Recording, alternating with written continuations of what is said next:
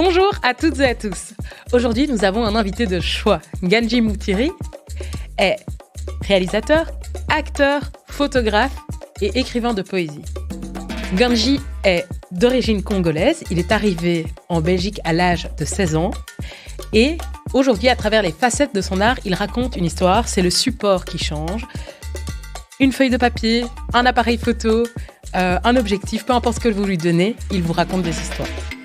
Donc, rencontre aujourd'hui avec une personne exceptionnelle et bienvenue Nganji. Merci beaucoup Anita. Merci de nous faire l'honneur d'être là ce soir.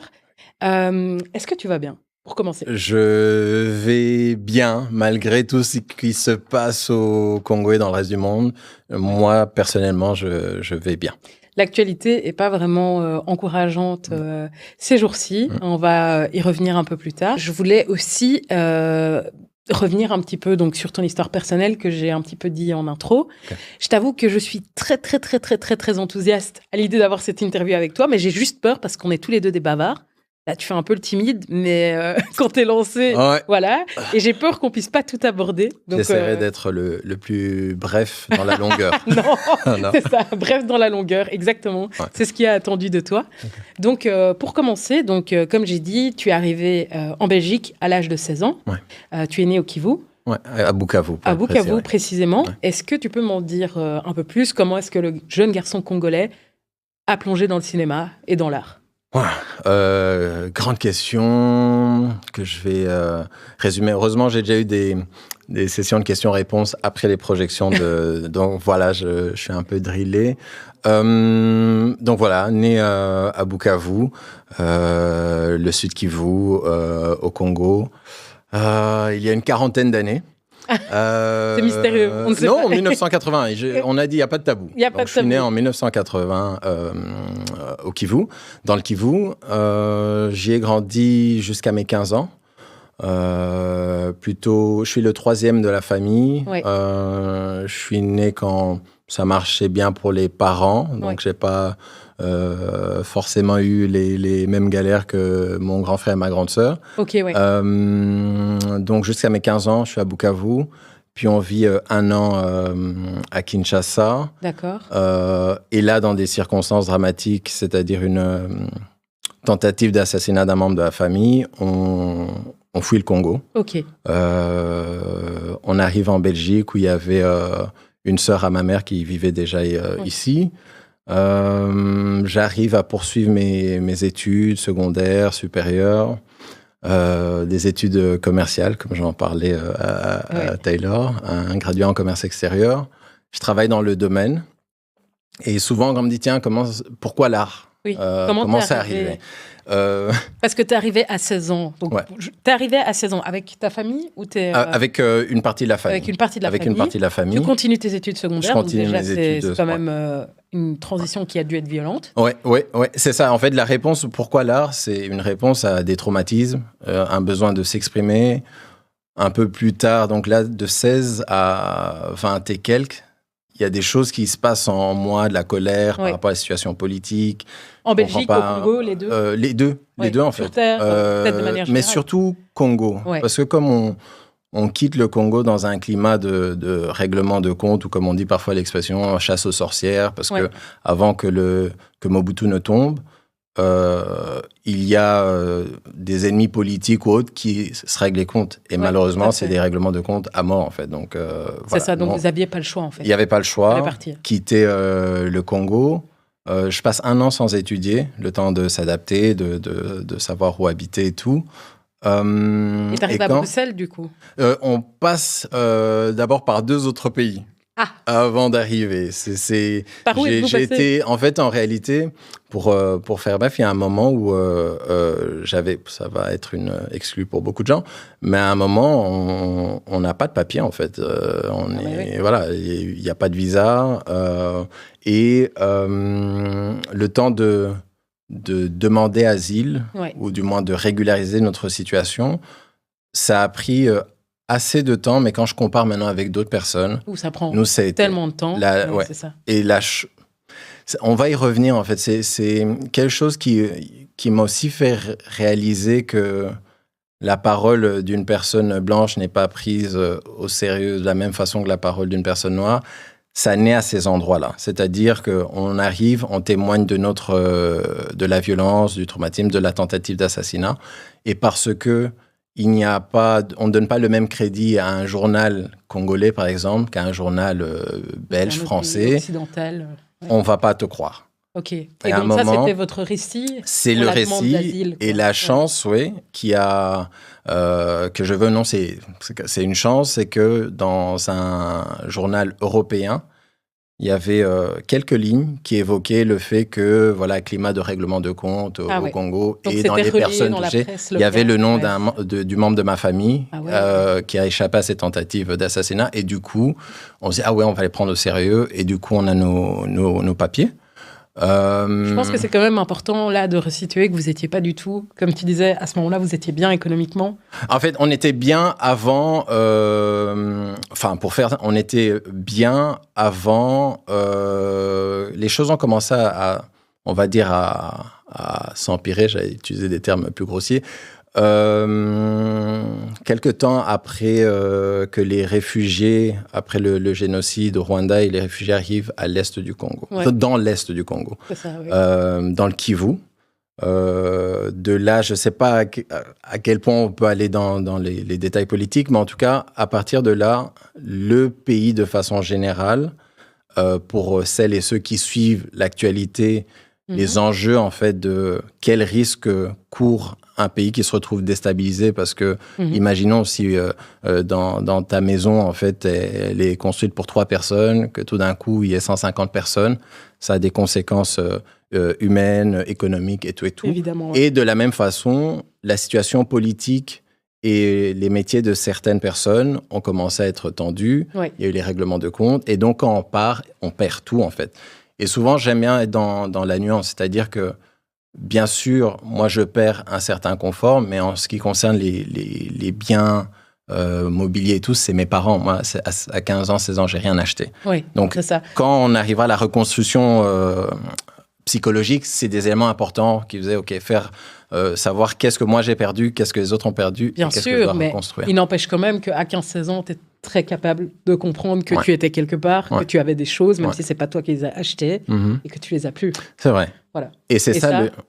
Je veux dire, une personne de 15-16 ans, on le comprend très bien. Oui, et c'est ça le lien avec l'art, en fait. Okay. C'est qu'une fois que la situation au niveau administratif se règle, même si on n'a plus le même confort économique qu'avant, mais moi, je peux reprendre les études. Donc, je finis mes études secondaires à Bruxelles, je fais mes études supérieures. Mais entre-temps, en commerce extérieur. J'ai commencé d'abord à l'ICHEC, en sciences commerciales, jusqu'en deuxième candidate. Un choix que tu as fait de toi-même ou on t'a un peu poussé on va dire, de l'argent. On a un peu poussé, quoi. Voilà, on n'est pas venu... C'est cliché, mais c'est vrai aussi. C'est-à-dire, il faut un métier où tu vas bien gagner ta vie. Bien Voilà. sûr. C'est un discours qui est très, très, très... toute famille non blanche, en tout cas, je pense que c'est un discours... on n'a pas le confort... je dis pas que toutes les familles blanches sont dans le confort, mais... Et s'il n'y a personne avant nous, c'est encore plus compliqué. Voilà, c'est ça. On arrive dans un nouveau pays, il faut pouvoir... Et donc, c'est pour ça, sciences commerciales et puis commerce extérieur, donc l'ICHEC, et puis à l'EFEC, où j'ai mon diplôme donc de commerce extérieur. Mais ce que j'allais dire, c'est que dès 16-17 ans, pendant l'exil, les premiers mois de l'exil, j'ai cette colère en moi par rapport à une situation politique que je ne comprends pas, par rapport à une souffrance humaine. Je découvre les conséquences de la colonisation, du néocolonialisme et tout. Et c'est là que je commence à écrire. À 17 ans, j'écris pas de poèmes. J'écris juste on va dire des coups de sang, ou je sais pas comment appeler, des petites phrases, des questions.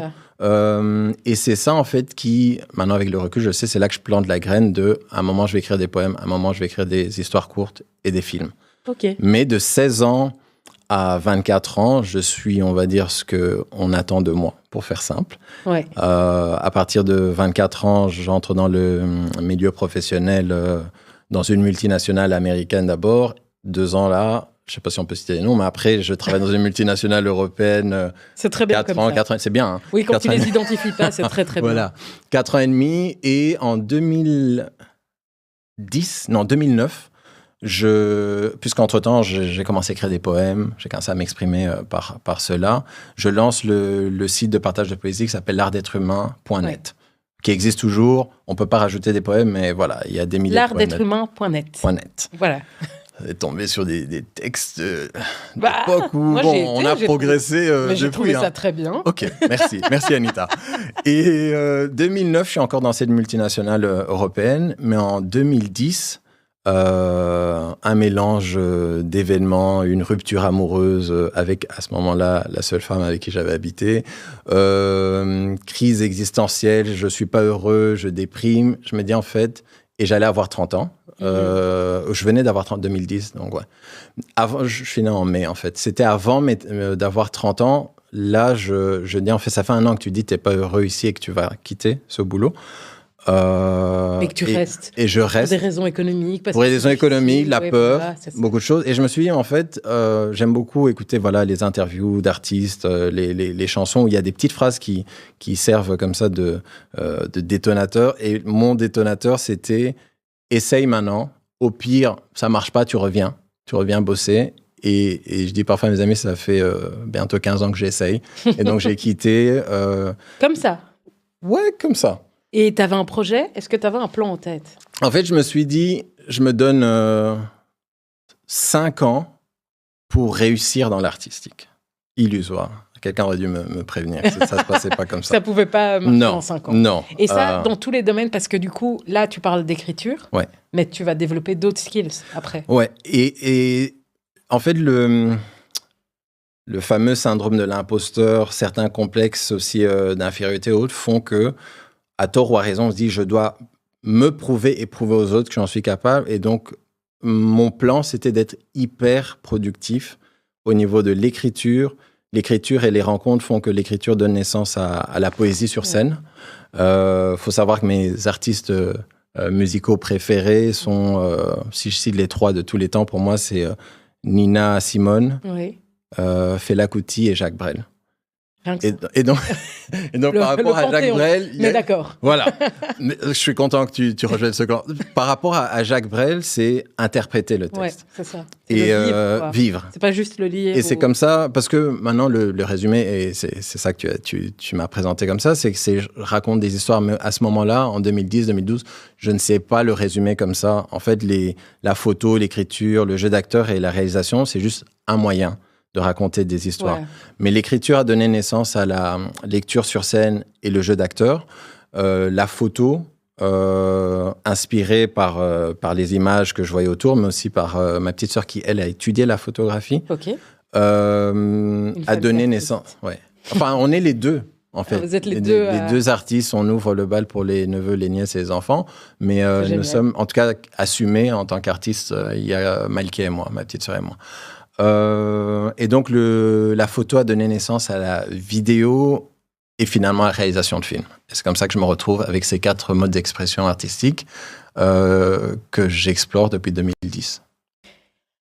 Je vais reprendre tout ce que tu m'as dit. Et en fait, le fait que tu m'aies parlé donc, de tes origines, un petit peu, et de ta vocation, me permet juste de te dire que c'est quand même rafraîchissant de voir dans le paysage cinématographique belge un réalisateur, acteur, enfin peu importe comment tu te décris, noir.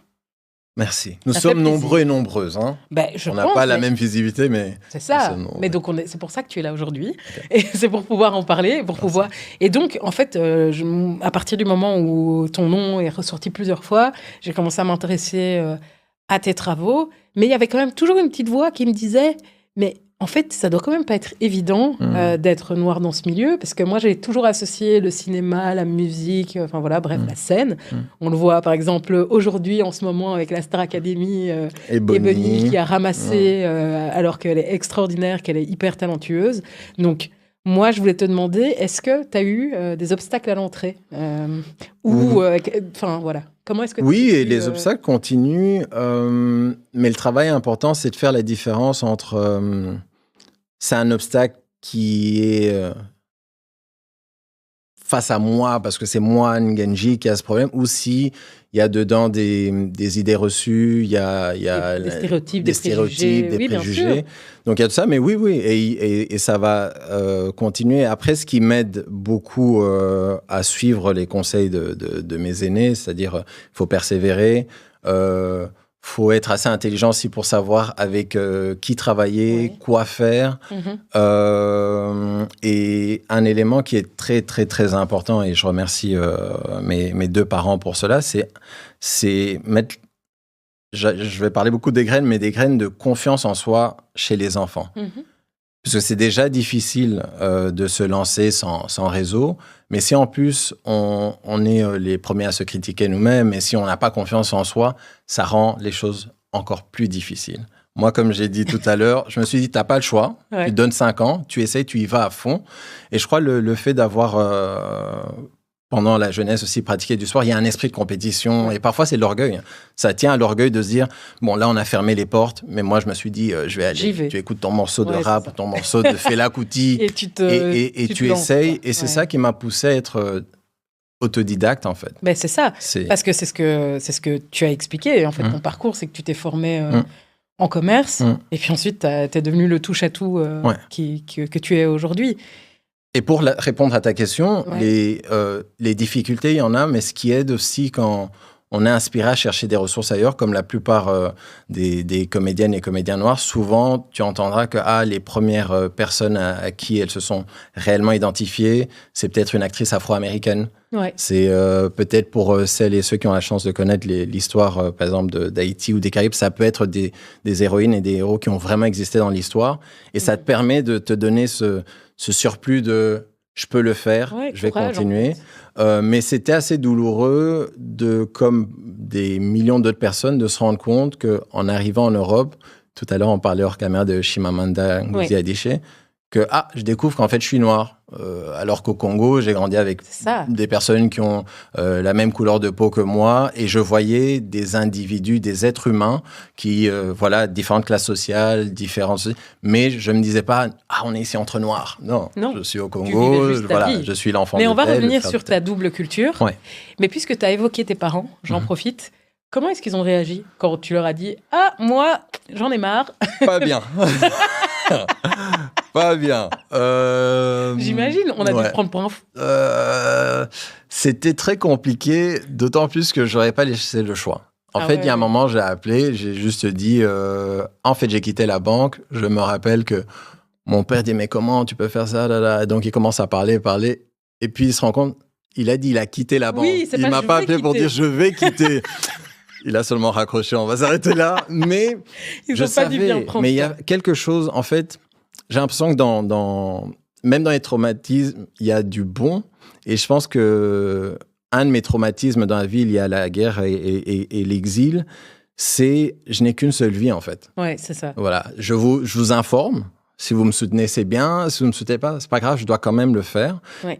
Et heureusement pour moi, 2-3 ans après, ma mère, elle était, je vais dire neutre. Elle ne sera pas d'accord quand elle verra ça. Elle m'a soutenu, mais je trouve qu'elle était neutre. En tout cas, elle n'a pas été contraire. Voilà, mais elle n'a pas été contraire. Ce qui fait que, bon, quelque part, qui ne dit mot, oui, c'est voilà. ça. Elle dit oui, peut-être comme ça, elle m'encourage à y aller. Mais 2-3 ans après, les deux étaient beaucoup plus, me soutenaient beaucoup plus clairement, on va dire. Parce que, en fait... entre-temps, oui, il y a une expo photo, il y a dans un lieu peut-être qui respecte, parce que souvent, c'est lié au respect. C'est se dire, si cette expo était au Parlement francophone, mais cela, ça vaut la peine, ce qu'il fait. Tu as parlé des phrases. Je ne sais plus quel terme tu as utilisé pour dire, en tout cas, déclencheuse, détonatrice. Voilà.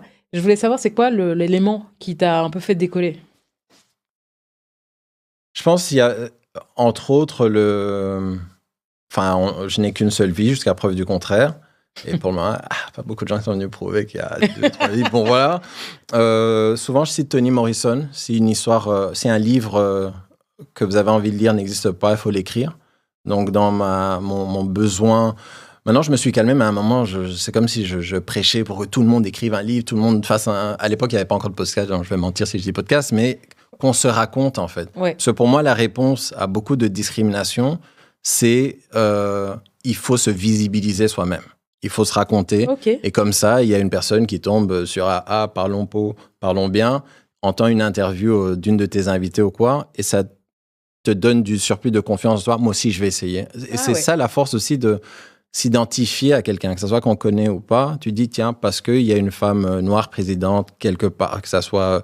Il y en avait une au Sierra Leone, je crois, une des premières, Sirleaf. Il y en a en tout cas aussi une en Tanzanie, je pense. Voilà. Et en fait, que ça soit pour une petite fille ou un petit garçon, ça devient, comme on dit souvent le terme, dans le champ des possibles. Tu l'as vu. C'est pas un film, c'est pas Superman qui vole, c'est vraiment un être C'est une personne réelle qui fait ça. Donc toi, en fait, tu peux aussi. D'où l'intérêt de se raconter. Et puis à un moment, tu as une visibilité qui fait que, je me rappelle même sur les réseaux sociaux, ils se reconnaîtront. Il y a des gens, ils te parlaient jamais. Et puis tout d'un coup, il y a un article de presse.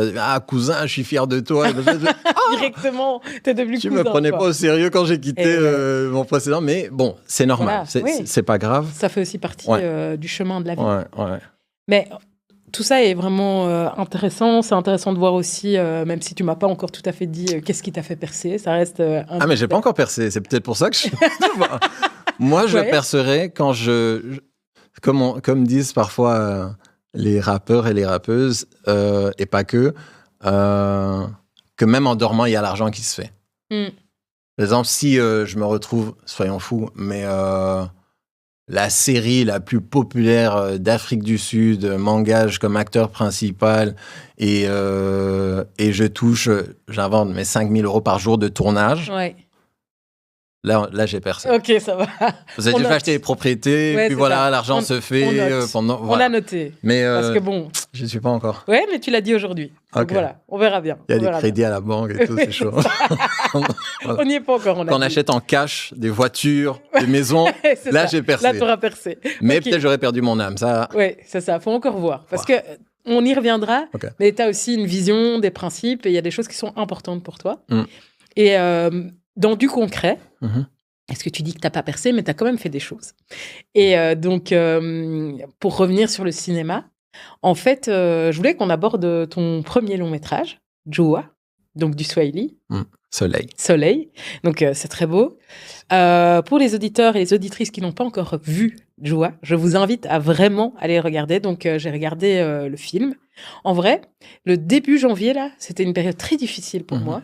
Et je me rappelle avoir regardé ce film et en fait ça m'a super fort touchée, pour toute une série de raisons différentes.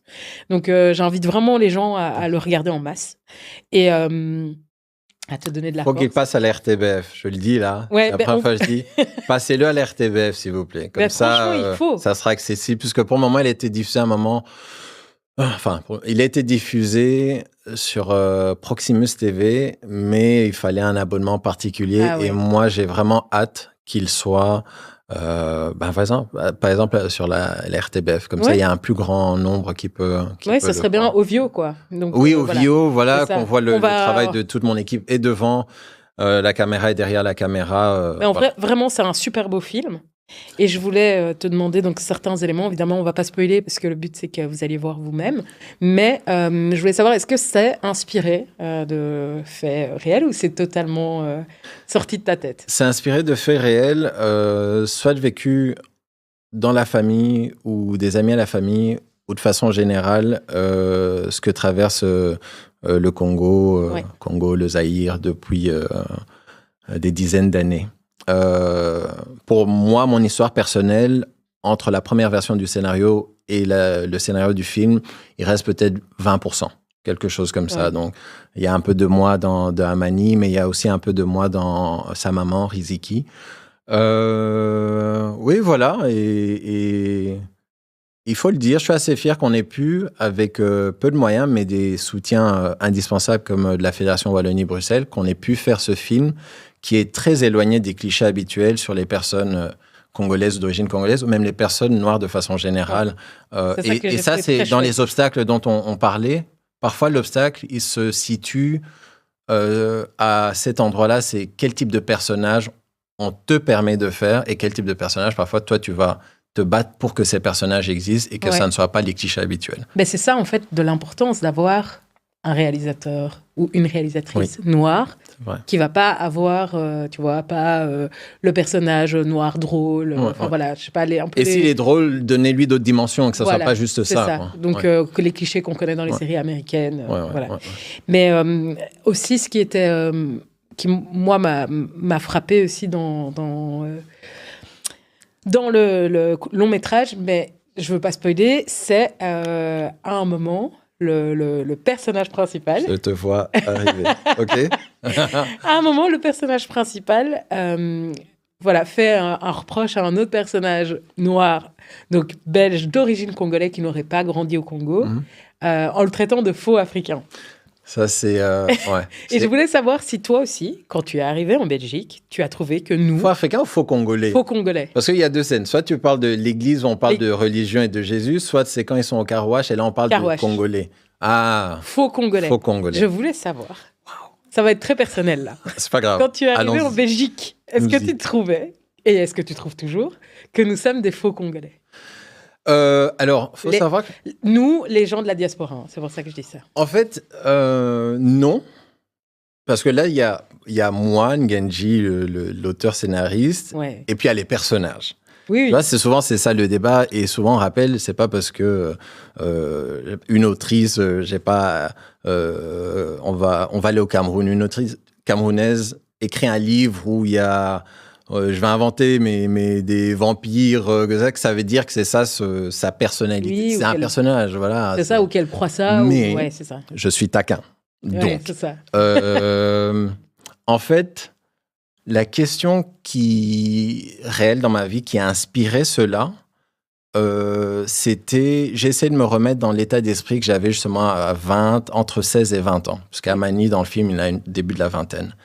Et la révolte que j'avais en moi, c'était pourquoi est-ce que il n'y a que les personnes, soit nées au Kivu ou du Kivu, donc les enfants, par exemple, des parents qui sont venus s'installer ici, pourquoi est-ce qu'il y a des gens qui ont ce lien quasiment direct avec le Kivu qui manifestent ou qui parlent de ce qui se passe dans l'est du Congo depuis tant d'années? Et c'est là où je me suis dit, bon, on fait de la fiction, je vais trouver deux personnages qui vont représenter cela. Okay. C'est-à-dire, pour moi, il n'y a personne qui a raison, en fait. Et c'est quoi être un vrai Africain? C'est quoi être un vrai Congolais? La réponse que je donne dans le film est différente de la réponse moi, aujourd'hui. Je me dis, la question n'est pas être un vrai ou un faux Congolais. La question, c'est, pour moi, que celles et ceux qui peuvent contribuer à faire en sorte que l'on respecte beaucoup plus toute personne congolaise ou d'origine congolaise, allons plus loin en fait, toute personne non blanche, que ça soit aussi automatique que quand la majorité des gens voient, on va dire, un Américain, il y a il vient d'un grand pays et tout. En fait, toute personne qui contribue à ce qu'on ait, en tant que personne congolaise d'origine congolaise ou personne noire, qu'on ait le même respect. Pour moi, c'est des personnes qui font avancer cette question d'être fier d'être congolais. Ok. Donc, voilà. Dans la vraie vie, oui, dans la vraie vie, c'est ça. Mais dans le film, il faut créer du conflit. Oui, parfois, c'est la provoque. Mais pour moi, il n'y a pas de vrai ou de faux Congolais. Il y a juste des personnes qui montrent leur amour pour le Congo. Voilà. Et souvent, je ne sais plus qui disait ça, c'est vraiment authentique quand tu montres cet amour même quand personne ne regarde. Okay. Si c'est juste... Pour les réseaux, pour montrer... Voilà. Mais ça, en réalité, il y a la personne elle-même qui sait ce qu'il y a dans son cœur. Donc, j'essaie de ne plus être dans ce jugement de « Ah, parce que je n'ai pas vu l'autre à la manifestation ou poster ça. » Mais tu as sans doute aussi évolué sur la question, déjà d'une part. Parce que maintenant, j'ai 44 ans, alors qu'avant, à 20 ans, c'était chaud. Ça, c'est des faux Congolais, là. Faux Congolais, tu pries Jésus, tu n'es pas un Africain. Ça, c'est l'autre chose dans le film. Mais oui, mais c'était intéressant. Et en fait, ça m'a fait réfléchir au fait que... Et là, tu le redis très bien. C'est en fait, je pense, en tout cas, moi, c'est ce que j'ai eu comme chemin, et je pense que tout le monde a des chemins différents. Mais comme toi, en fait, je suis originaire du Kivu, comme tu sais, de Bukavu en plus. Et, mais par contre, ça m'a mis tellement de temps avant de vraiment m'intéresser au sort de ce qui se passe là-bas. Alors que toi, t'es arrivé avec cet apport, cette colère. Et je pense qu'il m'a fallu tellement de temps, mais c'est aussi parce que l'histoire n'est pas racontée, on en parle aussi dans les écoles, etc. C'est fait un peu... si toi, tu te renseignes pas toi-même, je pense que dans les années 90, en tout cas, moi, en 2000, j'avais 10 ans, quoi. Eh ben, si toi, tu te renseignais pas toi-même, t'allais rien savoir. Et donc, maintenant, je suis peut-être pas autant révoltée que toi, mais je suis aussi en colère quand je vois ce qui se passe, en particulier au Kivu pour le moment. C'est pas acceptable, tu vois. Mais pendant tout un moment, j'ai même pas été consciente qu'il se passait quelque chose de particulier, tu vois. Oui, parce que ni aux infos, ni ailleurs, Oui, c'est complètement sous-médiatisé. Ouais. Bon, maintenant, tu vas me dire, spécifiquement avec ce qui se passe maintenant, comme ça pète, ben, on en parle un peu. Et encore, j'en sais rien. Est-ce que l'algorithme me montre à moi parce que tu es d'origine congolaise, parce que tu t'y intéresses. Et c'est là où... C'est fou, hein, je t'avais dit, on c'est un sujet délicat, de tout. Mais que ça soit délicat, limite, c'est pas un souci, c'est que j'essaye, en fait, en évoluant et continuer à évoluer, maintenant, j'essaie aussi de voir le contexte qui a permis que nombreux d'entre nous ne connaissions pas notre histoire. Et c'est là où c'est, OK, quelle histoire est-ce qu'on raconte du Congo quand on est au Congo? Quelle histoire on raconte du Congo quand on est en Belgique? Si je fais un pont pour que ça soit beaucoup plus accessible et ludique, c'est cool, mais en même temps, c'est pas cool que la plupart d'entre nous, nous connaissions mieux l'histoire des États-Unis, de l'Europe. C'est ça. Voilà, il y a un truc où, à l'époque, pour être validé, c'est tu peux parler des meilleurs rappeurs américains, basketteurs, et tout, même les auteurs. Tu sais, il y a un moment, il a fallu longtemps pour que je me dise, tiens, pourquoi est-ce que je me sens mal quand je n'arrive pas à citer des auteurs français ou des auteurs américains. Et puis je dis, mais en fait, je sais pas qui m'a aidé à faire tomber la pièce, comme on dit. Il me dit, en fait, c'est à moi de m'informer, en fait. On a maintenant Internet, la plupart d'entre nous, en tout cas ici en Belgique, on a Internet. Donc, il y a un moment, au lieu que je passe, et je commence par moi, mais au lieu que je passe 3 heures à écouter tels Américains ou tels, je sais pas moi, Français, en fait, va sur YouTube et essaye de suivre la page de quelqu'un qui va te parler de l'histoire de l'Afrique. Une personne africaine qui te parle de l'histoire de l'Afrique. Qui fait ces récits-là. Et comme ça, toi aussi, en fait, j'ai dû me rendre compte et puis après commencer à m'éduquer. Et je continue à m'éduquer par rapport à toutes les histoires qu'on m'a pas racontées. Oui, mais je pense que là où tu as raison, c'est aussi de nous rendre un peu acteurs et propriétaires de ça. On a moins d'excuses, je dirais, qu'il y a quelques années. En termes de contenu, il y a plein de choses qui existent. Il y a plein de livres qui existent. Il y a plein d'auteurs, plein de penseurs. Mais on n'a pas ce réflexe-là, parce qu'on est submergé par... Et c'est ça, c'est un des concepts que j'étudie beaucoup en ce moment, c'est la différence entre le hard power et le soft power. Hard power, c'est la puissance militaire, économique et tout. Et le soft power, c'est en gros Hollywood. Donc parfois, que ça soit les algorithmes et tout, il y a un moment... Comme nous, je pense que ça nous arrive à chacune et à chacun, tu allais te connecter pour aller chercher tes infos et puis l'algorithme te montre, je sais pas quoi, c'est rigolo. Et puis ça fait 40 minutes, je dis, mais dingue. C'est pas ça que je cherchais. Et le soft power, il vient là. C'est qu'en même temps, si tu es beaucoup plus submergé de divertissement et d'entertainment qui vient des États-Unis, tu n'as pas le réflexe de dire, ah, tiens, il y a un film belge qui est sorti, qui a l'air bien, je vais aller le voir parce que tu n'as pas vu. Tu l'as pas vu passer. Il n'est pas passé. Ah, il y a un film, je sais pas moi, kényan. Non, tu l'as pas vu passer et c'est pas cool. Souvent, je reviens sur le terme de cool parce que par rapport à mes neveux et mes nièces, c'est pour moi dans mon monde idéal, ça sera aussi cool de parler Kikongo que de parler anglais, que de parler suédois. Mais pour y arriver, là, on revient à nouveau sur le travail de chacune et de chacun, de se raconter, de faire ça, et nos parents aussi, de nous rendre fiers d'où on vient, de nos racines. Et comme ça devient aussi automatique. Je vais regarder un peu ce qui se passe dans tel continent et en même temps, et juste après, je vais voir ce qui se passe dans l'autre continent, quoi. Mais en vrai, tu sais que, parce que tu parles d'histoire et de ce qu'on voit et d'être fier, quand j'ai regardé ton film, j'ai trouvé, en fait, j'étais en train de regarder et puis je me suis dit, j'étais trop contente de voir une scène d'un jeune garçon noir et d'une jeune fille noire qui se draguent, qui s'embrassent. J'étais là, en fait... Dans ma construction, j'ai pas tellement d'images. C'est parce que nos parents éteignaient la télé quand les gens s'embrassaient. Ah oui, c'est vrai. Pendant les feux de l'amour. Je dois y couper.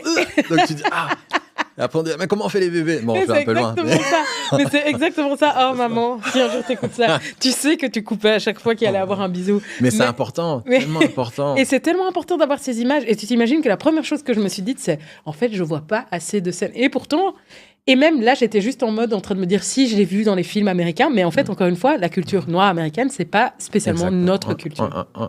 Voilà. Ouais.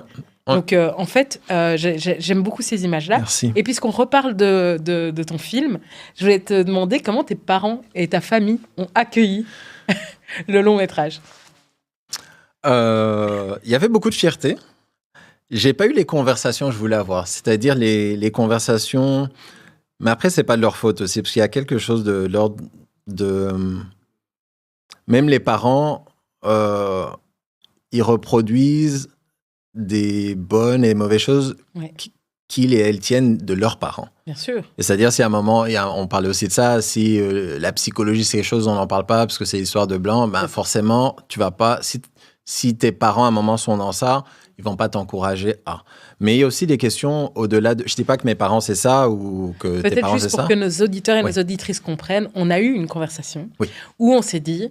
que dans nos familles, dans les années 90, dans les cultures, en tout cas congolaises, telles que nous, on les a vécues, on ne fait pas de généralité, mais nous, en tout cas, on partage ce vécu, beaucoup le savent. Certaines personnes diront, ouais, la psychologie, c'est un truc de blanc. Voilà. Mais c'est peut-être pas ça que tes parents disaient spécialement. Non. Mais par contre, je me suis rendu compte que...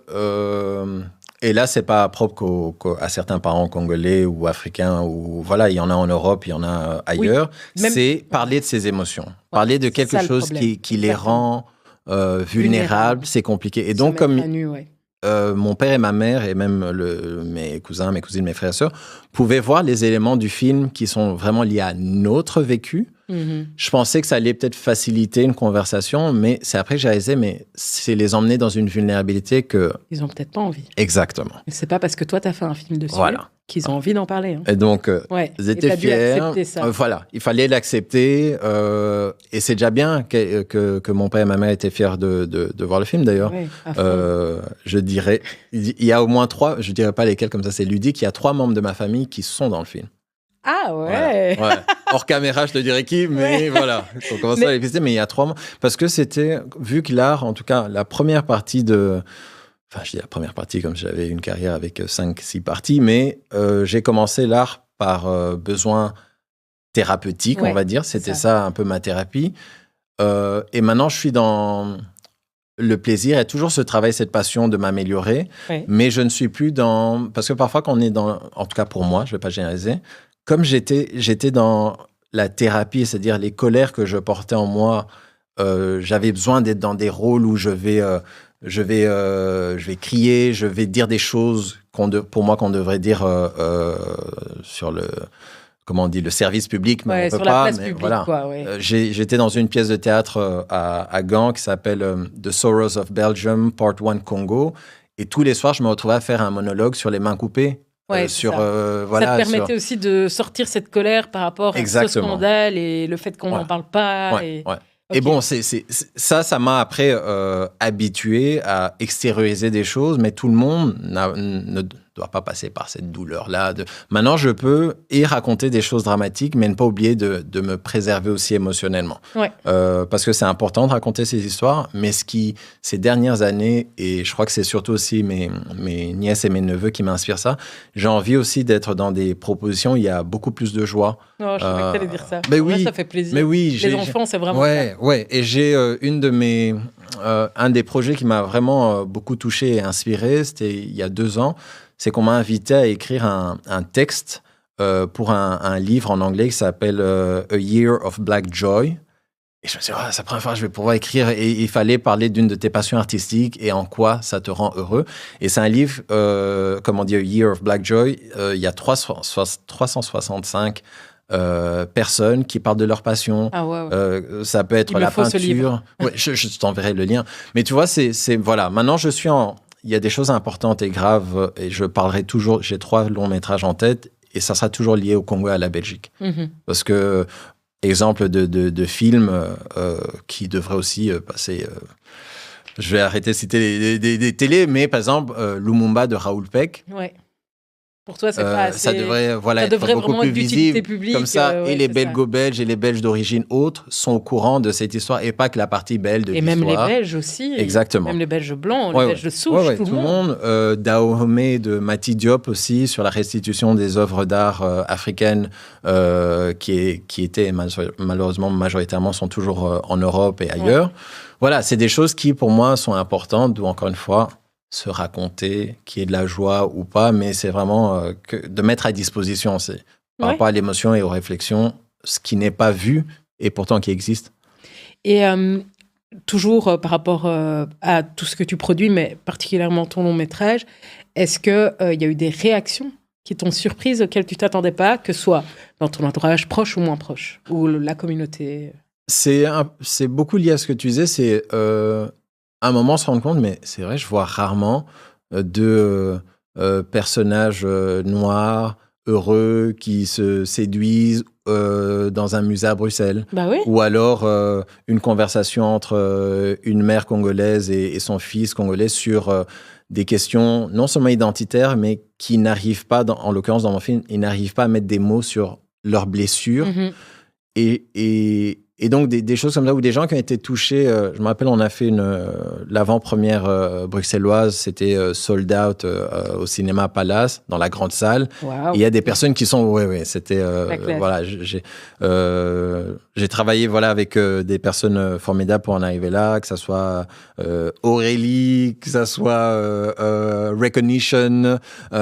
Enfin, voilà, je peux citer les noms, je peux faire mon Youssouf. Et bien sûr, tu peux faire des big up à tout le monde. Lise de Recognition, Aurélie de Mango Pickle, Sibylle d'Africa Africa Leuven Film Festival, et mes producteurs Quentin et Antoine. On a loué la salle, puisque voilà, on ne pouvait pas l'avoir gratuitement, ça c'est une autre histoire. Mais on a loué la salle et le fait de voir, juste moi ce que j'aime beaucoup, et pareil au théâtre, quand la lumière s'allume, en fait, les merci ou l'encouragement à continuer sont dans les yeux, en fait. Dès que ça s'allume, tu vois, que ça soit les personnes touchées ou pas. Et ça, c'est les réactions qui, souvent, je dis, qui m'aident à charger mes batteries aussi, l'équipe du film Joie, qui continuent leur projet. Et ça, c'est ce qui a fait plaisir, en fait. C'est se rendre compte que, nous, on était pendant un moment dans notre petit monde où souvent je disais, il faut un village pour faire un film. J'étais dans notre petit village. Et puis, une fois que tu le donnes au public... Ouais, c'est ça, la réaction, les retours. On a quand même fait quelque chose, quoi. Bah ouais, l'énergie qui revient vers toi, c'est un truc de fou. Et c'est bien mérité. Avec émotion, il y a eu des larmes. Moi aussi, j'ai pleuré aussi. Oui. J'espère bien que question-réponse, j'étais là... Mais j'assume, Toxic Masculinity, on met justement, tu fais hyper bien le lien avec ma question suivante. Franchement, c'est top. Je voulais... en fait, dans ma tête, évidemment, je pense homme noir, je pense art, beaucoup, je pense rap, hip-hop, direct. Mais je voulais, et je sais que c'est pas du tout limité qu'à ça, je m'en attrape pas à ma veste, je voulais juste dire... comment est-ce que toi, tu vis le fait, en fait, justement, de te mettre dans des positions vulnérables à travers ton art, où t'es plus, plus tu te mets à nu, tu parles de tes émotions, que ce soit via ton film ou alors via tes écrits, via tes photos.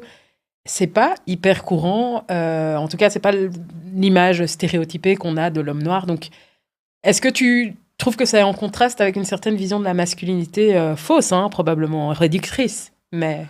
malheureusement actuelle. En fait, à ce niveau-là, il y a des bonnes et des mauvaises rencontres. C'est-à-dire qu'il y a des amis hommes où je me rends compte, là, il est encore dans ce que moi, je faisais il y a 10-15 ans, très problématique. Il ne se rend pas compte que ça, c'est sexiste et d'autres mots. Et c'est les rencontres, en fait. C'est les rencontres comme ma tantine Kinja, qui, pendant l'année où j'étudiais pas, m'ouvre la porte de sa bibliothèque. Ok. Et à l'époque, je me disais, moi, j'aime pas lire, et je me suis rendu compte, j'aime pas qu'on m'impose ce qu'il faut que je lise. Tu veux lire ce que tu veux. Voilà. Et à partir du moment où je pouvais choisir, je m'intéresse, ça m'aide. Ouais. Et ça m'aide à répondre à ces angoisses-là de, voilà, je viens de quitter mon pays natal et tout, mais aussi ce qui, pendant longtemps, était un problème liées à ce que la culture malheureusement dominante nous a raconté, liées au patriarcat. C'est-à-dire qu'il y a eu des périodes où je me battais avec ma grande sœur parce que je me disais, c'est une fille qui me parle et qui ne peut pas me donner des ordres. Tu vois, j'étais dans ça. Donc, il y a un moment dans... ces idées-là aussi. Voilà. De là où... Exact. Et à un moment, je ne sais pas quand exactement, je me dis, en fait, c'est une chance d'avoir une grande sœur et une petite sœur. Et de pouvoir me rendre compte que je suis au contact de leur réalité, indirectement. Ça a l'air petit, mais c'est énorme. Mais par exemple, voilà, tout à l'heure, j'étais dans vos toilettes du studio et il y a des serviettes hygiéniques. Il y a des hommes qui, jusqu'à 30, 40, machin, ou même, il n'y a pas longtemps, ça fait déjà 1 an, j'avais posté quelque chose et il y a une amie qui m'a confié que, voilà, elle est mariée avec son mari, ils ont des enfants, mais son mari ne supporte pas qu'elle l'envoie acheter des serviettes hygiéniques. Alors que moi, j'ai grandi avec une grande sœur et une petite sœur, donc voilà, je vois ça tous les jours. J'ai déjà été, à 18, 19 ans, j'allais faire des courses pour ça. Et donc, je me dis, en fait, c'est une chance parce que j'ai encore beaucoup de choses à déconstruire, mais à des choses, à partir du moment où je me suis dit, c'est une chance, je me dis, en fait, je vais normalement être plus intelligent émotionnellement. Donc, j'ai arrêté de me disputer pour rien avec mes sœurs et essayer de vraiment apprendre un maximum. Et du coup, comme on parlait aussi de films, je me suis aussi rendu compte que je suis passé d'un stade où les films où le personnage principal était une femme, je trouvais très vite ennuyeux parce que je ne pouvais pas m'identifier. Je me disais, je ne peux que m'identifier à des... à l'époque, c'était les Rambo, les Bruce Lee, les Jackie Chan et tout, parce que c'est des hommes. Ouais, c'est ça. Et là, en fait, je me dis, en fait, tu dois toi-même déconstruire cela. Et oblige-toi, au départ, c'est un peu douloureux, je ne vais pas mentir, de m'obliger à voir des films où c'est une femme, en fait, qui est l'actrice principale. Je pense qu'en fait, c'est parce qu'on apprend aux hommes que... Attention, je rentre dans mon costume de féministe, mais c'est parce qu'on apprend aux hommes que tout ce qui a trait à la féminité est un peu nul, en fait. C'est pour ça que t'as pas envie de regarder une héroïne, parce que t'es juste là, en fait, non. Ou pleurer, c'est signe de faiblesse. Pleurer, c'est nul. Voilà. Et en plus, il y a que les femmes qui pleurent, alors que non, vous êtes des grands pleureurs, vous aussi. Et donc... c'est comme je disais, ça fait que 5-6 ans que j'assume, voilà, je peux être en interview, si je pleure, en fait. C'est pas grave. Mais quand je dis 5-6 ans, j'ai 44 ans, ça arrive tard. Et il y a des personnes qui ne connaîtront peut-être pas ça. Ça, c'est sûr. Il n'est jamais trop tard. Et voilà. Et ça travail, hein. Et ça fait tellement de dégâts. Je pense que c'est ça aussi les déclics. C'est quand on se rend compte que parce que on se retrouve à être nous-mêmes des clichés ambulants. Hein, pour être un homme, faut pas pleurer, faut pas sourire, faut pas être vulnérable. Tu n'arrives pas à t'exprimer. Et il y a des personnes, et c'est pas du tout un raccourci, qui accumulent ces choses-là par la société, par là où on grandit, et puis qui finissent en prison. Alors que si on était dans un monde meilleur, des séries de conversations avec sa sœur, son frère, auraient fait qu'il n'y aurait pas eu cette escalade-là jusqu'à commettre... une autre trajectoire. Voilà. Ou alors des personnes qui se sont suicidées parce qu'elles ont accumulé un secret qui, en fait, aurait pu se désamorcer avec la conversation. Mais tu es un mec, tu pleures pas, tu dis pas, tu fais le gars, quoi. Ça, c'est... Non, c'est sûr. Je pense que c'est important de pouvoir extérioriser les choses. Et en fait, via tes différents médias, supports, en fait, tu as trouvé un moyen de le faire. Ouais. Et ça me permet de vite constater là où j'ai encore beaucoup de choses à améliorer. On est des êtres en construction. Ouais. Tu peux vraiment... Mes sœurs sont là et mes amis aussi, femmes, pour parfois me rappeler à l'ordre. Voilà. Très on avance. Mais oui, j'en suis sûre. Ouais. Et je voulais aussi te demander, comment est-ce que tu navigues cette double culture ? Parce que toi, pour le coup, c'est quand même... Enfin voilà, c'est très particulier. Et puis en plus, on sent aussi que tous les événements qui se passent au Congo te touchent énormément depuis longtemps. Depuis longtemps, mais qui ont guidé et qui guident ton œuvre aussi. Pour répondre sincèrement, c'est mon point de départ, comme j'ai dit tout à l'heure, c'est le site L'Art d'être humain. À un moment, je me suis dit, tiens, j'aurais pu l'appeler L'Art d'être congolais ou L'Art d'être noir. Et en fait, au-delà d'une double culture, il y a des livres comme celui d'Amin Malouf, Les identités meurtrières, qui, si je ne me trompe pas dans les références, mais qui m'ont introduit au concept de la pluralité d'identité, en fait. Parce que souvent, j'avais ce combat d'arrêter de simplifier parce qu'en réalité, même si nous sommes autant dans la famille, je suis pas exactement la même personne que ma petite sœur ou que mon grand frère. Et donc, il y a les deux grandes identités fortes, c'est lié au Congo et à la Belgique, que je le veuille ou non. Parce qu'il y a des personnes qui veulent dire, non, j'ai les deux. C'est pour ça que mes films, je veux idéalement à chaque fois tourner au Congo et en Belgique. Parce que c'est une façon aussi de rendre ce que ces deux pays me donnent, continuer à me donner. Et comme on le disait à un moment hors caméra, mais être honnête, c'est dire aussi les choses qui ne vont pas dans les deux pays. Ouais, c'est ça. Et donc, le point de départ, pour résumer, on peut dire, oui, il y a le Congo et la Belgique, mais moi, quand je me réveille le matin, je me dis, je suis un belgo-congolais, je me réveille. Non. T'es juste toi, en fait. Je suis moi. Ben oui. Et ce jour-là, peut-être je me réveille avec les influences d'un film iranien que j'ai vu la veille. Je suis dans ces réflexions-là. 2 jours avant, j'ai mangé, je sais pas moi, des pâtisseries turques et marocaines. Donc, j'ai l'impression que ces étiquettes d'identité, c'est en fonction de là où on est, où on commence à après se faire miroir. OK, eux, ils me renvoient que je suis qu'un belgo-congolais ou je suis un afro-européen. Je me dis, OK, c'est comme les langages de l'amour. On va être dans le langage identitaire. Ouais. Alors oui, ça simplifie le débat. Je suis un réalisateur noir, congolais, belge. OK. Mais je ne me pense pas comme ça. C'est juste important parfois dans des endroits pour l'importance politique. Voilà, on va dire, il faut pouvoir mettre ces limites-là et cette identification-là. Et comment je navigue concrètement là-dessus, c'est qu'il y a des endroits où c'est une chance et il y a des endroits où c'est un obstacle. Par exemple, là, je suis en train de travailler sur mon 2e long-métrage, qui est un thriller politique, sachant qu'il y a encore énormément de tabous liés à la colonisation belge au Congo, liés aux successions de dictatures au Congo, liées à tout l'argent amassé par certains Belges dû à la colonisation et tout. Parfois, je pense que sans lire mes scénars, on peut se dire si le gars, thriller politique belgo-congolais, ça peut faire peur à certaines personnes. Parce que personne, en famille, il ne faut pas laver son linge sale en public.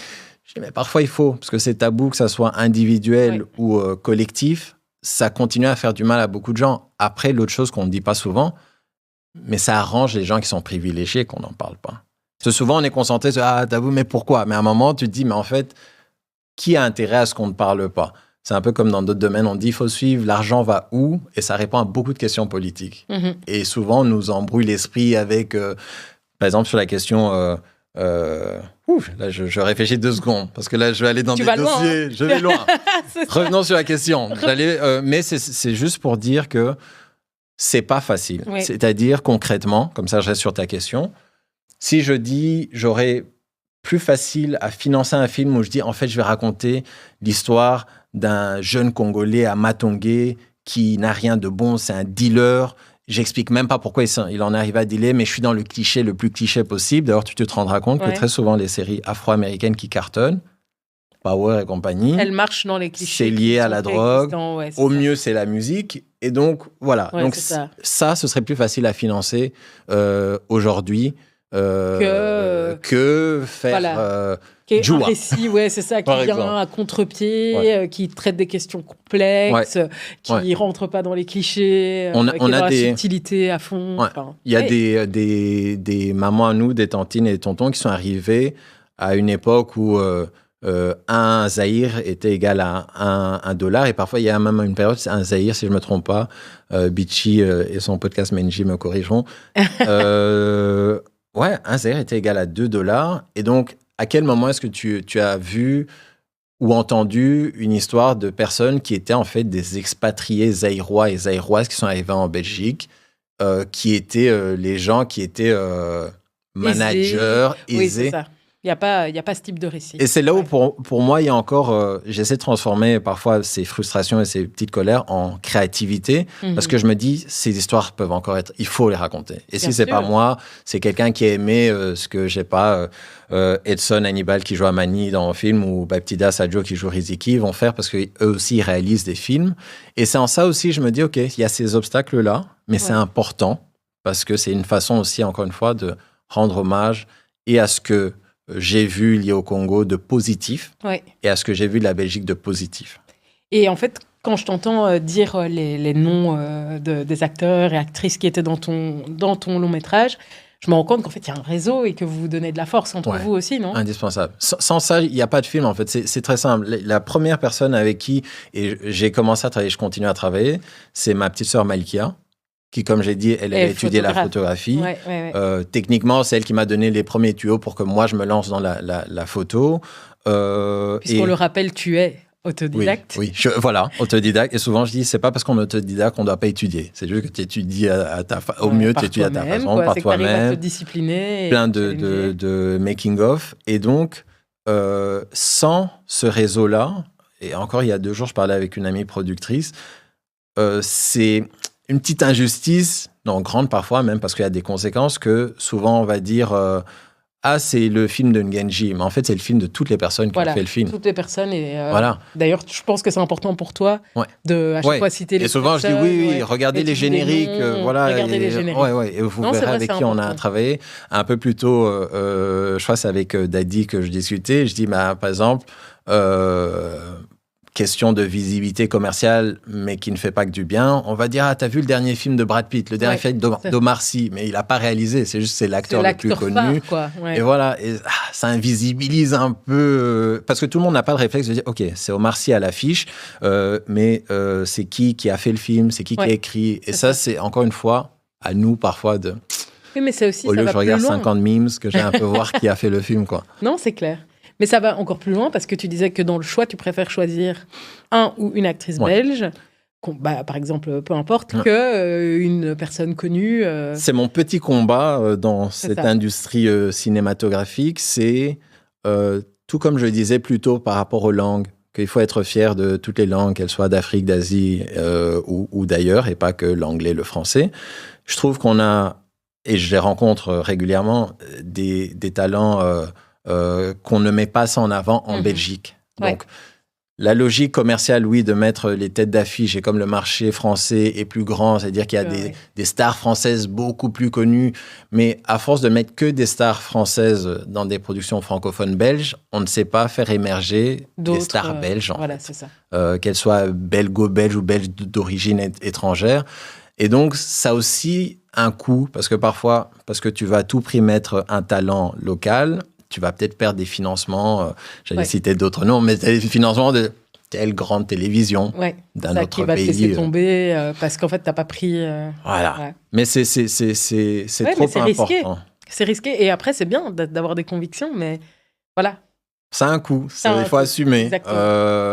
Mais c'est important. Et peut-être j'ai même si je gagne pas bien ma vie, même si cela, mais j'ai ce privilège-là de...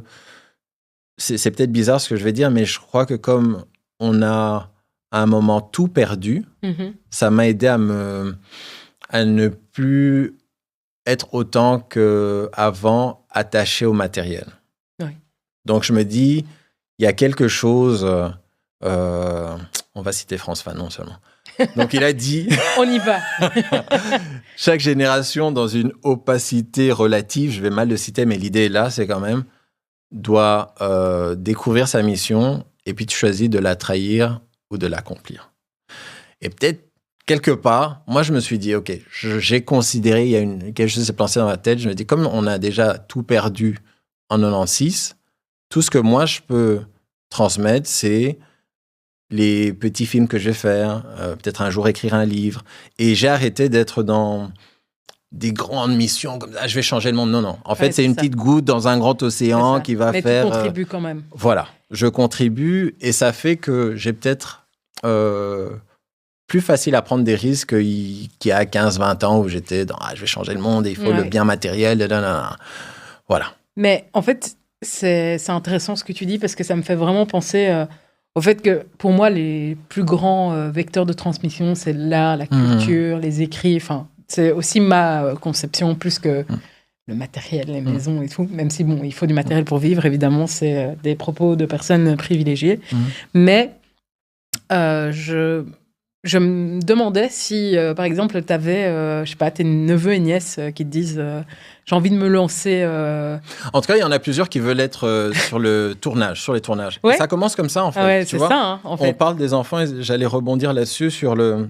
Il y a, je t'ai dit parfois, mes inspirations les plus profondes philosophiquement viennent parfois de memes.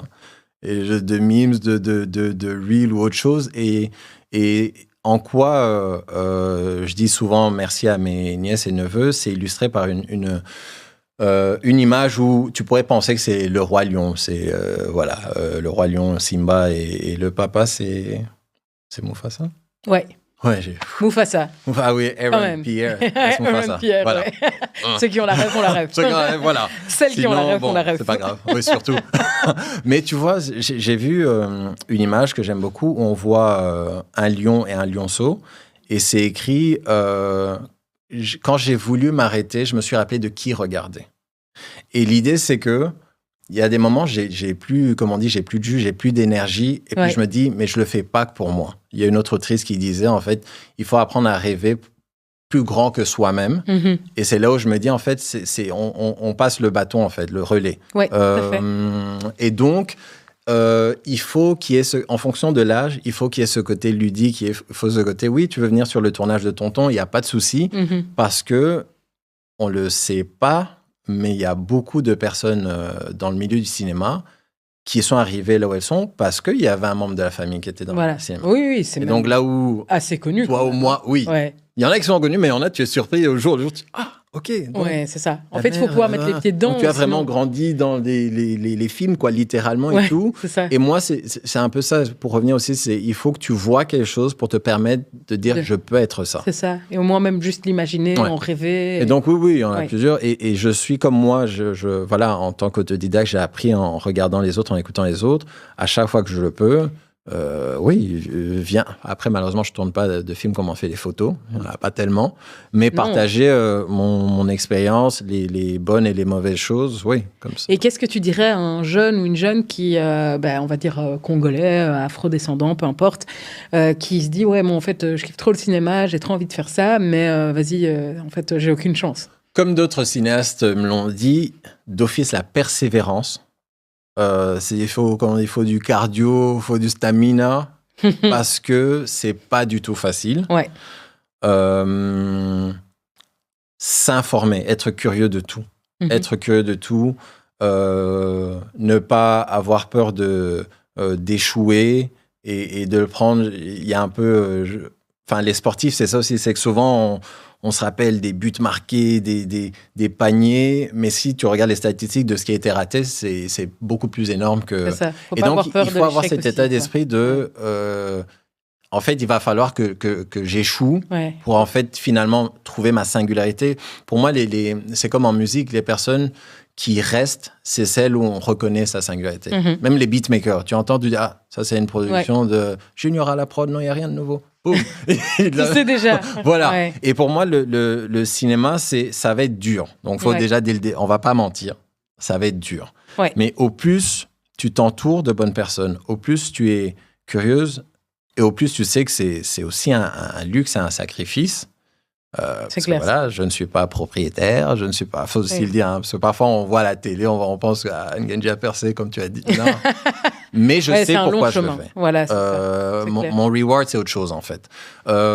Et s'informer et ne pas hésiter à contacter les gens, en fait, pour s'informer. Parce que seul, tu peux pas y arriver, quoi. Et je t'ai entendu, tu as un petit peu mentionné ton nouveau long métrage, ton deuxième. Est-ce que tu veux nous en dire plus ? Alors, le deuxième long métrage s'appelle Station 243. Ah, ça me rappelle un indicatif. Indicatif d'appel pour le Congo-Kinshasa. Ça sera un thriller politique, comme tu l'as mentionné. Je peux vite m'emmerder. Je ne sais pas si on peut dire des gros. Ah, tu peux dire. Voilà, au pire, on mettra un bip. Voilà. Et donc, pour chaque long métrage, je change de genre. Joie, drame familial, Station 243, thriller politique.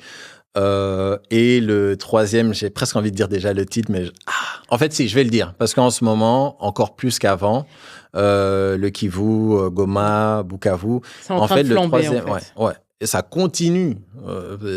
Ça continue de flamber. L'actualité est absolument terrible. Et le troisième long métrage, si les ancêtres me prêtent vie et la force, s'appellera Kostermansville. Et en fait, Kostermansville, pour faire ça, Léopoldville est devenu Kinshasa et Kostermansville est devenu Bukavu. Et là, ce serait historique. J'aimerais commencer dans les années 1930 et raconter une histoire qui va jusqu'en 2000, 30 et suivre, parce qu'à l'époque, heureusement ou malheureusement, tout le monde était belge, en fait, parce que c'est le Congo 1930, si je ne me trompe pas. Il n'y avait pas de « Ah, toi, tu es congolais, toi, tu es belge ». C'était tout le monde Mais était donc, belge. pour faire simple, c'est suivre... Et je suis en train de déjà de donner le concept. En tout cas, il y aura 2 protagonistes dont on suivra leur histoire et leurs descendants. Et les 2, il y a une noire et un blanc. Mais moi, je suis là. Hein. Voilà. Je suis là. Mais pour le moment, je c'est vis Station 243. Ouais, mais même tout. Qui est là. Ah Et donc, ça, c'est un artiste. C'est une artiste.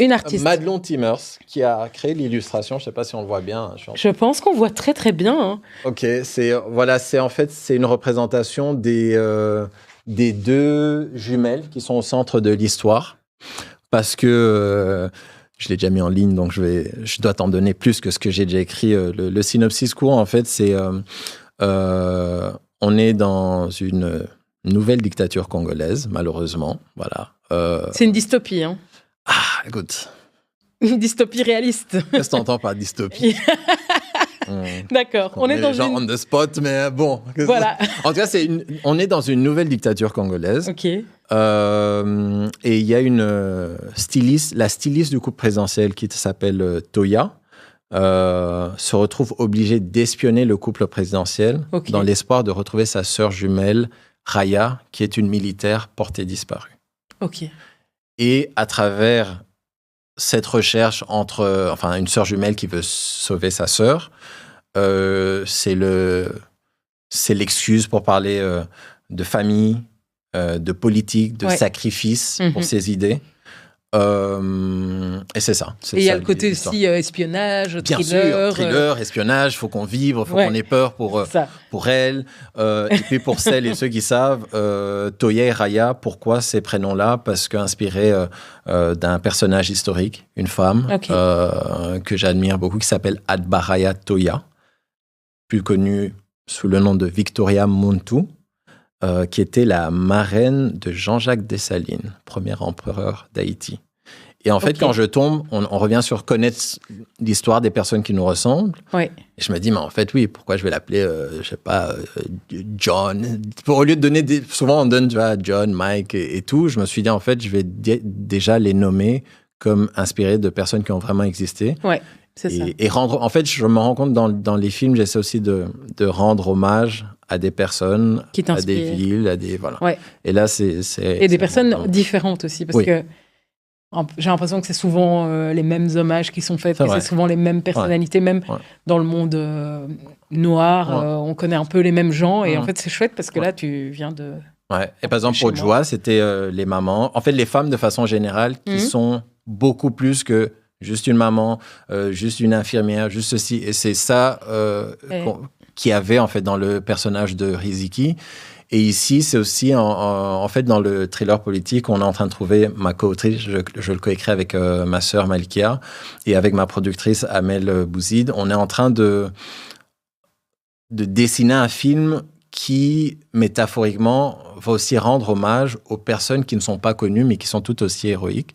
C'est des membres de la population. J'y tiens beaucoup, et dans la street photographie, quand j'en faisais à Kinshasa et même à Goma, c'est ça que j'aime bien saisir, c'est l'individu dans la foule. Parce que ça soit même quand on parle de ce qui se passe à Gaza, de ce qui se passe... On donne des chiffres, on donne des... il y a des millions de déplacés. Mais à partir du moment où tu commences à aller dans l'individu, raconter l'histoire d'une personne, et c'est là où on humanise vraiment quelqu'un, et que on peut se surprendre à être en empathie totale ou s'identifier à quelqu'un qui ne nous ressemble pas physiquement. Et c'est pour ça que c'est important pour Station 243, et j'espère le faire aussi pour d'autres films, où ce n'est pas que l'héroïne ou le héros, mais montrer aussi des personnes qu'on ne connaît pas, qui vont te faire penser à, tiens, mais en fait, même le chauffeur Uber, là, je comprends pourquoi il bosse, et je dois autant le respecter que le ministre, machin. Exactement. Non, mais c'est ça, ramener justement l'humain au centre. Et est-ce qu'il y a, en dehors donc de ce projet qui a l'air complètement fou et qu'on a hâte de voir. Ouais. Donc, tu nous tiendras... On va bagarrer. On est ok, là. on veut savoir. Ouais. Et on va relayer l'information fort. Merci. Mais est-ce qu'il y a d'autres projets, justement, vu que tu es un peu touche à tout, du coup, il y a d'autres projets qu'on doit suivre? Oui, mais suivre surtout en mode shout-out des personnes soit avec qui je travaille ou je vais travailler. Par exemple, en juin, à Bruxelles, au Théâtre des Martyrs, on va rejouer la pièce Ouragan, dans laquelle il y a David Scarpuzza, Ouais. entre autres. Habib Bentenfouz, qui en ce moment aussi a un spectacle formidable. Maintenant, je vais citer tout le monde, en fait. On est 5 sur scène. En fait, derrière, tous. En fait, j'ai dit derrière comme c'était au cinéma, derrière, devant la caméra. Sur scène, nous sommes 5. Pierre Génicaud, Habib Bentenfouz, David Scarpuzza, moi. J'ai oublié quelqu'un. Et t'as oublié quelqu'un? J'ai oublié quelqu'un. Mais avant de revenir, je vais retrouver. T'inquiète, il faut que je revoie mes répliques parce que ça fait longtemps qu'on ne l'a pas joué. Ça fait 1 an. Mais c'est écrit par Ilyas Métioui, avec dramaturgie de Zoé Janssens. Comment est-ce que je peux oublier quelqu'un? Bon, ça c'est Ouragan. Okay. C'est chaud. Là, je suis dans un stress. Je me dis, mais qui j'ai oublié? Je ne sais pas. Et ça va peut-être revenir. Ça va revenir. Mais sinon, c'est voilà. Pas grave. Il y a... On peut aussi couper cette partie-là. Non, c'est pas grave, on est en live, pas de tabou. Il y a des livres. Tu vois, c'est vous, tu me dis actualité, moi je te fais la bibliothèque de Ngenji. En ce moment, je suis en train de lire Nation cannibale d'Inkoli Jean Bofan. Ok. Puisque voilà, je suis sur le Congo avant même le thriller politique. Qui a d'ailleurs prêté sa voix et qui participe au documentaire sur Lumumba. Soundtrack coup d'État. Ouais. Exact. Qu'est-ce que tu en as pensé de ça? J'ai beaucoup aimé. Vraiment, parce qu'il y a quelque chose qui rend des questions complexes accessibles. Mm-hmm. Une autre série que je suis en train de regarder en ce moment, que j'aime beaucoup, qui est co-réalisée, entre autres, par Wendy Bashi, c'est Mobutu's Game. C'est une série documentaire sur Mobutu. Excellent. Franchement, toutes les rêves dans cet épisode, ça va être incroyable. Il y a le livre Pour comprendre, en fait, ça contribue à comprendre la racine de tout ce qui tue nos frères et sœurs au Congo et ailleurs. Il y a les mémoires de Monsieur Gérard Kamanda Wakamanda, Le chemin de la liberté.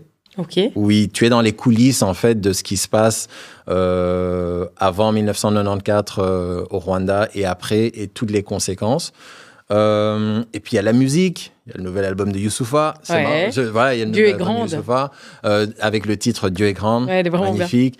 En fait, en gros, il y a aussi le jazz. J'écoute Shabaka en ce moment, qui est un artiste britannique. Mais moi, encore une fois, personnellement, c'est la pièce de théâtre Ouragan, mon 2e long métrage, un projet photo qui prend longtemps, mais c'est un projet qui me tient à cœur. Et comme on est dans le podcast Parlons Peau, Parlons Bien, oui. Le titre de ma prochaine expo photo thématique, c'est Black is not a skin color. Incroyable.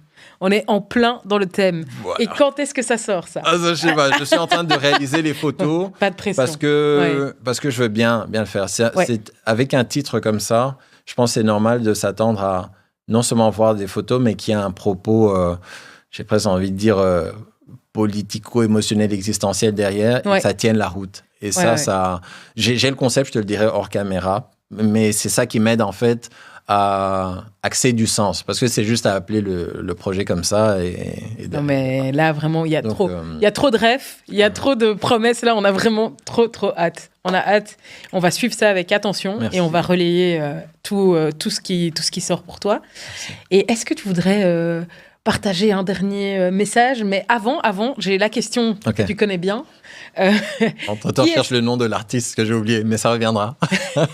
Qui est-ce que tu voudrais qu'on invite dans les fauteuils de Parlons Peau, Parlons Bien? Je serais hyper heureux que vous invitiez Madelon Timmers. Donc Madelon Timmers, c'est l'artiste qui a l'artiste qui est derrière ton t-shirt. Mes 2 petites jumelles avec un masque personnalisé qui fait penser en fait ça c'est du raffia, ça. Et donc il y a Madelon Timmers sur Instagram, c'est @floating_sphere. si elle se prête au jeu, elle aura beaucoup de choses enrichissantes. Ok. T'inquiète, on va la contacter. Ok. Et je me demandais, oui, si tu avais un dernier message, un dernier mot que tu voudrais faire passer en guise de clôture. On a abordé beaucoup de sujets. Hein. Ouais, en guise de clôture. J'ai envie de parler du principe de la réciprocité. C'est-à-dire que si on ne nous respecte pas, on ne doit pas respecter les autres. Tu me donnes du respect, je te donne du respect. Et ça, c'est un principe qui, quand on le peut, si ça s'appuie sur une connaissance de soi suffisante, une confiance en soi, et j'appelle parfois ça même confiance culturelle. Et parfois, parce qu'on n'est pas armé, on est vite déstabilisé, parce que quelqu'un vient et te dit « Ah, tu ne sais pas me citer tel auteur, machin, francophone, mais si tu as fait tes devoirs, ou tes parents, ou ton entourage, bah, toi, tu peux aussi lui citer, tu sais me citer les auteurs africains, par exemple, ou asiatiques et tout. Donc, il y a quelque chose de l'ordre de la confiance en soi. Ça, c'est un petit exemple, mais pour faire, en fait, au plus on gagne en confiance en nous, et je suis désolé, mais c'est aussi ça l'enjeu aussi de ne pas humaniser tout le monde. C'est qu'il y a des personnes, consciemment et aussi inconsciemment, qui veulent garder leurs privilèges. Oui, et donc, ça les arrange, forcément. que ça soit toujours les clichés. Les Noirs, c'est le sport et la musique, mais on ne va pas te montrer des personnes qui peuvent des intellectuels, ou même qui ont accompli des gens, ça c'est quelque chose qui m'a fort touché et inspiré pour Joie. J'étais tombé sur un documentaire des femmes au Kivu qui avaient été victimes de viol et qui, avec 2-3 ans et l'aide de la communauté, on commençait à littéralement nourrir la communauté, c'est-à-dire que par l'agriculture, par l'éducation. Et pour moi, elles sont héroïques plus que n'importe quel héros que j'ai vu dans des films Hollywood et autres. Mais si on ne te met pas ça en avant, pour te dire, oui, bien sûr, en termes de reconstruction, elles ont vécu cette chose horrible, mais cette capacité à se donner de la puissance, c'est ça qui est le plus inspirant. Et parce qu'on a la capacité à se donner de la puissance à des endroits même où tu t'y attends pas, pour revenir sur le respect, ça fait qu'à un moment, en fait, je te laisse pas d'autre choix que de me respecter. Individuellement, collectivement, comme dirait Tiken Jah Fakoly, quand nous serons unis, ça va faire mal. C'est aussi pour moi des réponses, c'est évidemment chargé par l'actualité, ce que je suis en train de dire, mais c'est vraiment, je finirai en disant quelque chose que j'ai partagé hier, il faut pas confondre l'amour que j'ai pour les miennes ou pour les miens et se dire parce que, ils n'aiment pas les autres. Non. Ma priorité, c'est déjà que les gens qui me ressemblent soient bien, soient empowered, soient en sécurité, soient respectés. Et puis après, le monde sera, je pense, un peu plus heureux. Il y a des gens qui perdront des privilèges, mais c'est vraiment, apprenez à vous faire respecter. C'est ça. Et qu'on s'aime d'abord, nous, bien, avant d'aimer les autres, ça fera beaucoup plus de bien. Je pense que c'est un bon message. En tout cas, il tombe à pic avec les événements qui se passent en ce moment. Merci beaucoup, Nganji. Merci beaucoup, Anita. Je peux déjà te dire que ce n'est pas la dernière fois que nous parlons ensemble. Mais non, tu m'as déjà vendu 50 projets. On va continuer cette conversation à un autre moment. Merci pour tout ce que tu nous as partagé. Avec grand plaisir. Et voilà, on a hâte, en tout cas, de suivre tes aventures. Ok, merci. Je peux encore dire une dernière chose parce que je suis en train de chercher le prénom. C'est-à-dire, on est sur scène, on joue à Abdeslam. Il y a Habib Bentenfous, il y a Pierre Génicaud, David Scarpuza, il y a moi. Ça marche pas. Je suis désolé. Ça revient pas, c'est pas grave. Waouh. Et cette personne va se dire, il m'aimait pas ce gars, alors que ça n'a rien à voir. C'est parce que tu m'as donné trop. Rendez-vous en juin. J'espère que ça va bien se passer pour vous. On viendra te voir jouer en tout cas. Peut-être pas moi, parce que j'aurai accouché à ce moment-là. Mais je t'enverrai une captation. Que tu regardes. J'ai vraiment envie. J'ai vraiment envie. Merci pour tout. Salut Nganji. À plus. Ciao. Quoi? Redis. Egon Di Matteo. Ah, Egon Di Matteo. Egon, big up à toi. Donc, dans Ouragan, cette pièce de théâtre que nous jouons au Théâtre des Martyrs en juin 2025, mise en scène par Ilias Meteoui, dramaturgie de Zoé Janssens, et sur scène, on a Egon Di Matteo, Pierre Génicaud, Habib Bentenfous, David Scarposa. Et toi. Voilà, c'est bon. Merci la régie, merci Taylor, merci Erika, merci Daddy et voilà. Merci Anita. Avec plaisir, c'était ouf. Merci beaucoup. Merci tout le monde. Wow. C'est ensemble. Merci. Ah, tu m'as sauvé. C'est Daddy qui a parlé ou c'est C'était Taylor. Taylor? C'est Taylor. Hey, wow.